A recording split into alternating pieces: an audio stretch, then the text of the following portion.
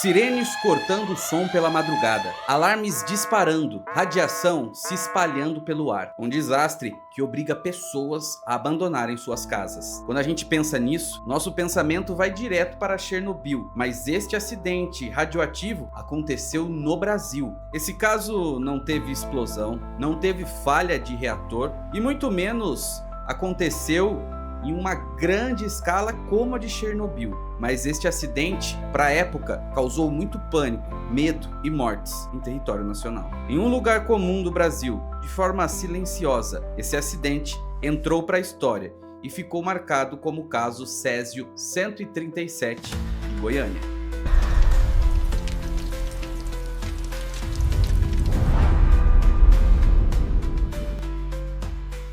Para a gente começar esse assunto, vamos situar o local onde aconteceu. Nós estamos em 1987, Goiânia, capital de Goiás, Brasil. Este era um estado que estava em crescimento, uma capital que estava em crescimento. Muitas pessoas ali procurando emprego, trabalhando, uma cidade pujante. Porém, qualquer coisa relacionada a risco nuclear era uma realidade muito distante das pessoas.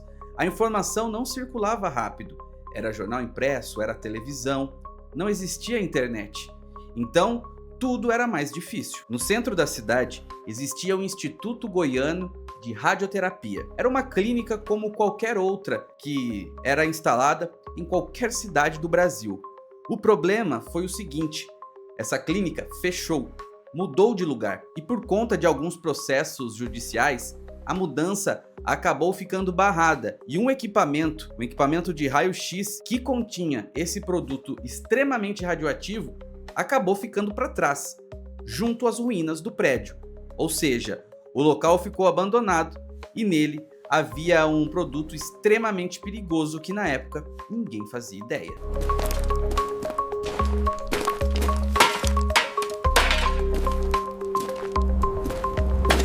Tudo começa em 13 de setembro de 1987. Dois homens que trabalhavam coletando sucata, pegando latinhas, entraram no prédio que já estava abandonado há alguns anos. Era comum aquele local ser invadido por algumas pessoas, mas nesse caso, esses dois trabalhadores entraram lá apenas procurando sucata. O que eles não sabiam é que uma peça pesada dentro de uma máquina que eles acharam interessante continha Césio 137, um pó azul altamente radioativo. Eles pegaram esses componentes e levaram até um ferro velho, onde eles faziam a venda dos seus produtos. 2 dias depois que eles venderam essa caixa contendo o produto radioativo, eles começaram a passar mal.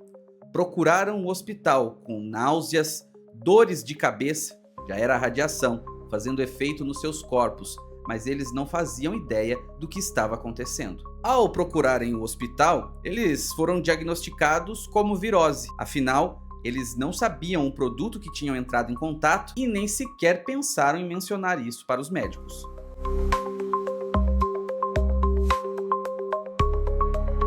Do outro lado da cidade, nós temos Devair Alves Ferreira, dono do ferro velho. Ele pegou aquela caixa pesada que foi levado até ele e abriu. Dentro, ele não encontrou nada assustador, mas sim curiosidade. Um pó azulado que brilhava no escuro chamou muito a atenção.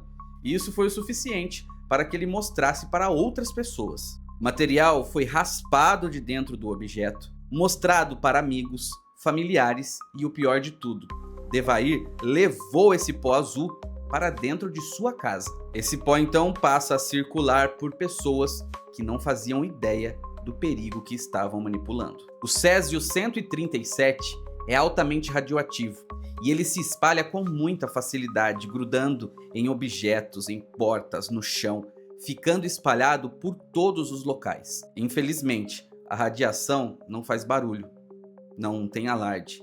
Ela apenas age silenciosamente. Entre as pessoas que tiveram contato com o Césio 137, havia uma criança de apenas 6 anos de idade. Era Leide das Neves Ferreira. Ela brincou no chão contaminado e também comeu comida preparado naquele ambiente onde o Césio já havia se espalhado. Infelizmente, o corpo da criança começou a apresentar sintomas graves e logo ela teve problemas que eram irreversíveis. A morte da Lady escancarou uma coisa que deixou as pessoas na época em choque. Afinal das contas, não era uma morte de intoxicação comum, de algo que os médicos conseguiam prever, mas sim uma intoxicação de algo que os médicos não faziam ideia do que estavam combatendo.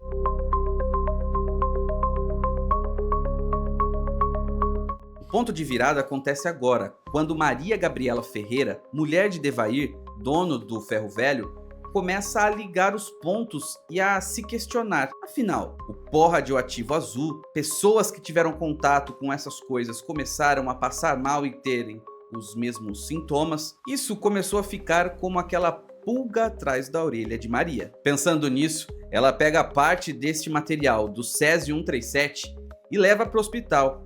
Lá, um dos atendentes usa um equipamento para medir radiação. Para o espanto de todos, o equipamento dispara. Era radiação altamente perigosa. Então as autoridades são acionadas. A Comissão de Energia Nuclear do Brasil entra em ação. O que era apenas algumas pessoas passando mal como uma simples virose, mudou completamente. O que até então era um problema localizado, vira um problema de assunto nacional, com a exposição deste produto altamente radioativo.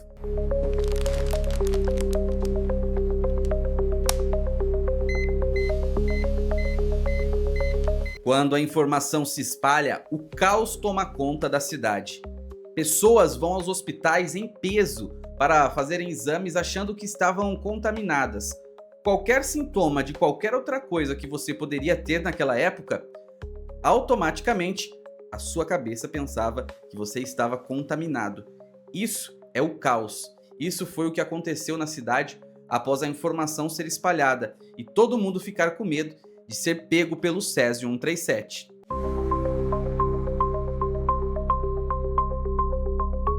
Aqui o medo já não era mais de morrer, e sim do preconceito de serem evitados. As pessoas de certos pontos da cidade começaram a ser rejeitadas e colocadas de lado, com medo de que aquele produto pudesse estar contaminado nelas e assim pudesse passar para outras pessoas. As pessoas começaram a ficar com medo umas das outras. Ninguém era confiável.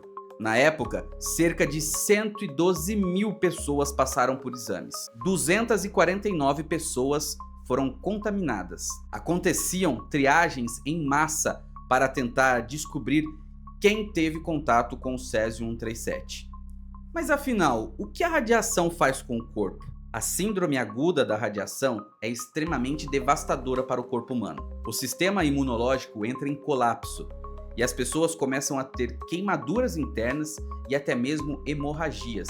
O cabelo cai, a dor é insuportável no corpo.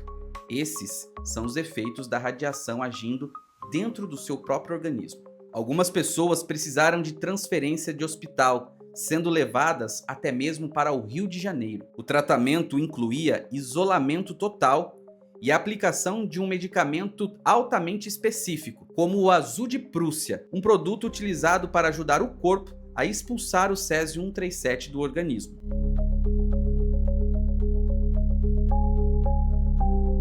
Infelizmente, 4 pessoas morreram no acidente do Césio-137 em Goiânia. Elas não faleceram rapidamente, elas sofreram mortes dolorosas, sofrendo por vários dias. A princípio, sem saber o que era, os médicos não conseguiam tratar a doença. E depois, quando veio à tona a informação de que era radiação, os corpos já não aguentavam mais combater aquela situação. As vítimas foram identificadas como Leide das Neves Ferreira, de 6 anos, Maria Gabriela Ferreira, de 37 anos, Israel Batista dos Santos, 22 anos, e Ademilson Alves de Souza, 18 anos. Cada uma dessas mortes representa um erro em cadeia, falta de conhecimento, abandono, falta de fiscalização.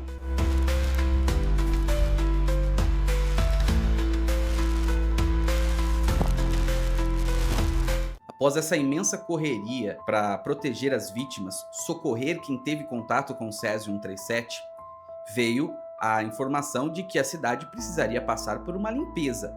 Afinal de contas, ela estava contaminada com esse produto que se espalhava de forma muito rápida. Casas foram demolidas. Locais onde o Césio teve contato, foi removido parte do solo.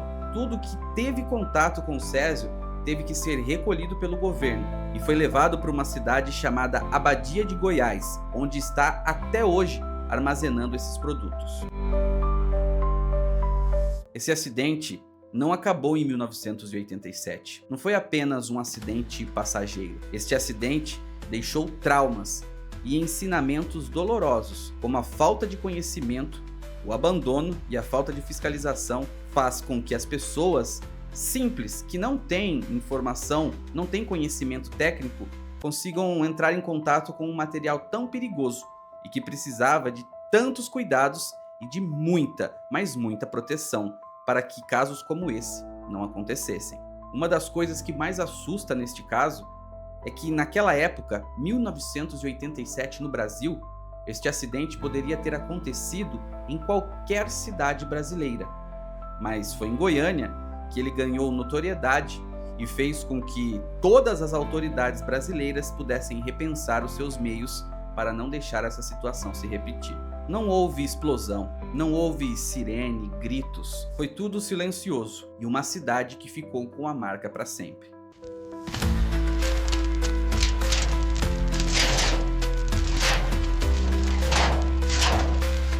Se você gostou desse vídeo, deixe seu like, compartilhe com os amigos, ative o sininho aqui e, claro, se inscreva no nosso canal. É muito importante que você comente, que você mande a sua interação aqui para ajudar o nosso canal a crescer cada vez mais e trazer esse tipo de conteúdo, abrindo arquivos para vocês conhecerem tudo o que aconteceu ao redor do mundo, no nosso Brasil, tudo que é de interessante. Nós vamos abrir aqui o arquivo e trazer as explicações para vocês. Eu espero vocês no próximo vídeo. Tchau, até mais.